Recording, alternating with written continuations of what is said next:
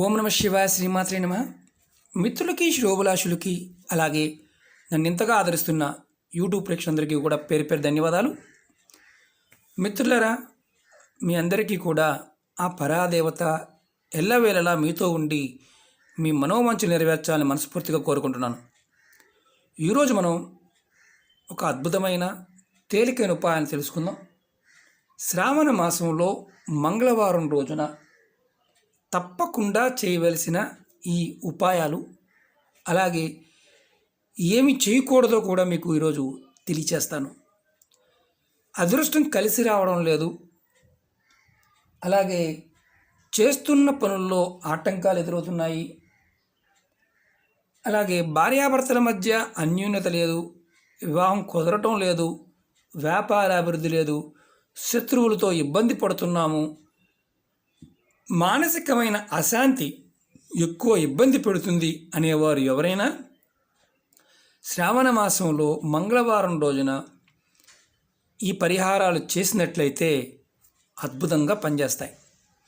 మీ మనసులో ఉన్న కోరికలు నెరవేరుతాయి. వివాహ సంబంధ పాయింట్ ఆఫ్ వ్యూలో చాలా రోజుల నుంచి ఇబ్బంది పడుతున్న వారికి వివాహాలు కుదరడానికి అవకాశం ఉంటుంది. భార్యాభర్తల మధ్య అన్యోన్యత పెరుగుతుంది. అలాగే ఈ ఉపాయం కోరుకున్న ఉద్యోగం కానీ విదేశాలకి వెళ్ళాలని ఆలోచించే వారికి కూడా ఈ ఉపాయం రామబాణంలో పనిచేస్తుంది. ఈ ఉపాయాన్ని మంగళవారం నాడు, శ్రావణ మాసం మంగళవారం సాయంత్రం పూట చేయాలి. ఎలా చేయాలి, ఏ విధంగా చేయాలి మీకు వివరిస్తాను. మిత్రులారా, మీకు ఈ వీడియో నచ్చినట్లయితే లైక్ చేయండి, నా ఛానల్ సబ్స్క్రైబ్ చేసుకోండి, గంట సింబల్ని యాక్టివేట్ చేసుకోండి, 10 మంది మిత్రులకి షేర్ చేయండి. తాంత్రిక ఉపాయాలు ఎవరైనా ఆచరిస్తున్నప్పుడు ఆ సందర్భం అంటే ఆ టైము, ఆ చెప్పిన పదార్థం ఏదైతే ఉందో దానితోనే పరిహారం చేయడానికి ప్రయత్నించేయండి. ఒకవేళ మీకు ఈ పదార్థాలు దొరకకపోయినా, మీకు చేసే ఆ టైం కుదరకపోయినా ఈ ఉపాయాలని చేయమాకండి, ఎందుకంటే ఎలాంటి ఫలితాలు రావు. అలాగే ఎటువంటి సమస్యలు అంటే మామూలుగా ఉపాయాలు చేస్తున్నప్పుడు మీకు చెప్తూ ఉంటాం,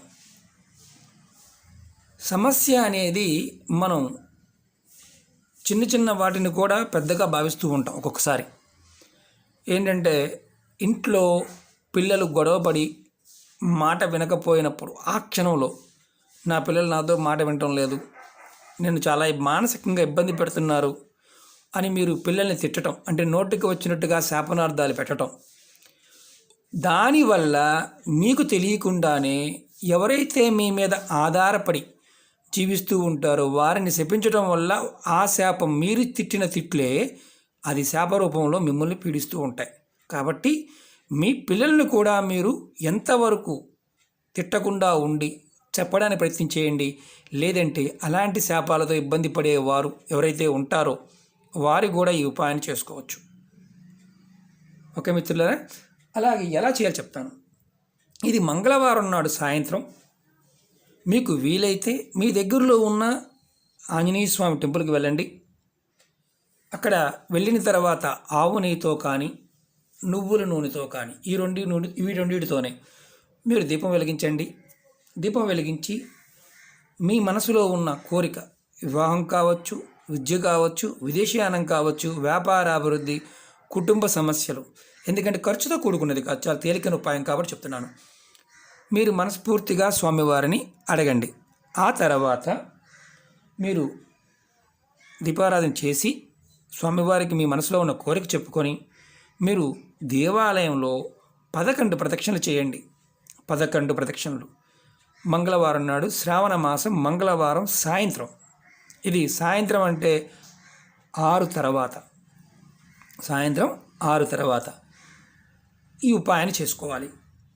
ఇది చేస్తున్నప్పుడు మీరు మీ మనసులో కోరిక చెప్పుకొని నమస్కారం చేసుకోండి. 11 ప్రదక్షిణలు చేసి వచ్చి దేవాలయంలో కూర్చొని మీరు హనుమాన్ చాలీస చదవటం వస్తే హనుమాన్ చాలీస చదవండి.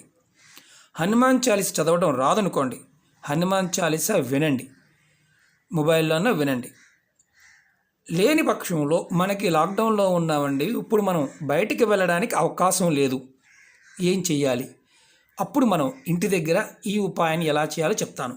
మీరు ఒక ఎర్రటి క్లాత్ కొత్తది కొనుక్కోండి, జాకెట్ ముక్కైనా పర్వాలేదు, ఎందుకంటే ఆసనంగా కూర్చోవడానికి. మనకి గుడికి వెళ్ళే అవకాశం లేదు, ఇంట్లోనే చేసుకోవాలి. అలాగే మన ఇంట్లో ఉన్న ఆంజనేయ స్వామి పటం ముందు, ఇలాంటి పటం ముందు ఆవు నెయ్యితో కానీ లేదా నువ్వుల నూనెతో దీపం వెలిగించి స్వామివారి పటాన్ని ఉత్తరం వైపు గోడకి పెట్టి, స్వామివారు దక్షిణ వైపు ఉండాలి. మనం ఈ గుడ్డని కింద వేసి కూర్చొని ఈ గుడ్డ మీద ఆసనంగా కూర్చోవాలి. మీరు దర్భచాప కనుక మీ దగ్గర ఉంటే, దర్భచాప కానీ లేదా కృష్ణజనం కానీ ఏదన్నా ఉంటే దాని మీద కూర్చున్నా సరే మీరు ఈ ఎర్రటి క్లాత్ వేసి కూర్చోండి. అలాంటివి ఏవి దర్భచాప కూడా లేదు అనుకునేవారు ఎర్రటి క్లాత్ వేసుకొని కింద ఆసనంగా కూర్చోండి. అధమంలో అధమం, ఎందుకంటే కంపల్సరీగా దర్భచాప ఉంటే చాలా మంచిది. ఒకవేళ లేని పక్షంలో ఎర్రటి క్లాత్ మీద కూర్చోండి, నేల మీద కూర్చోవద్దు.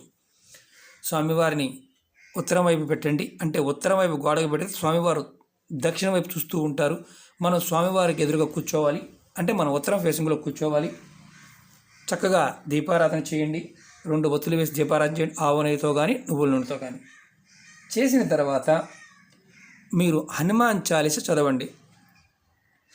తర్వాత స్వామివారికి ముందు 2 లవంగాలని అలాగే 2 కర్పూర బిళ్ళల్ని మీరు హారతి ఇవ్వడానికి రెడీ చేసుకోండి. ఎలా చేయాలో చూపిస్తాను మీకు నేను. మీకు హారతి ఇచ్చేటప్పుడు ఇదిగోండి ఇలా పెట్టుకోండి, ప్లేట్లోనే పెట్టుకోండి. 2 లవంగాలు వేయండి, మీకు చూపిస్తున్నాను. అలాగే దాంట్లో ముద్ద కర్పూరం కానీ కర్పూరం కానీ కర్పూర బిళ్ళలైనా పర్వాలేదు, పచ్చకర్పూరం అయితే ఇంకా శ్రేష్టం, కానీ మీకు ఏది అందుబాటులో ఉంటే దానితో చేయండి.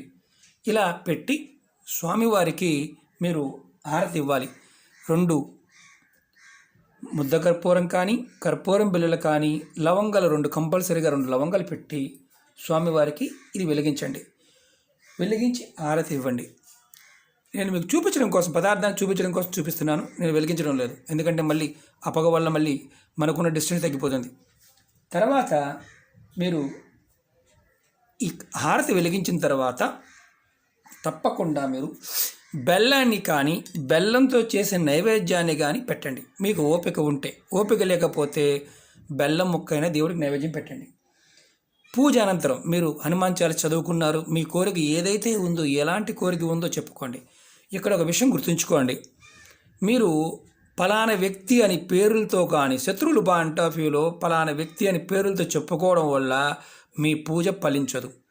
మీరు స్వామివారిని ఏదైనా పూర్వకర్మల్లో తెలిసి కానీ తెలియక కానీ ఎవరికైనా నేను అపాయం చేసి ఉంటే నన్ను క్షమించు తండ్రి, నా శత్రువుల్ని, నన్ను ఇబ్బంది పెట్టేవారిని తగ్గించు తండ్రి, నన్ను ఏదన్నా తెలియక వారికి అపాయం చేసి ఉన్నా, అపకారం చేసి ఉన్నా దాని నుంచి నన్ను బయటపడే తండ్రిని కోరుకోండి. కానీ పలానా పుల్లయ్య పలానా మల్లయ్య అని పేరు చెప్పి చేస్తే మీకు ఈ పూజకి ఎలాంటి ఫలితము రాదు, శత్రువులు పాయింట్ ఆఫ్ వ్యూలో.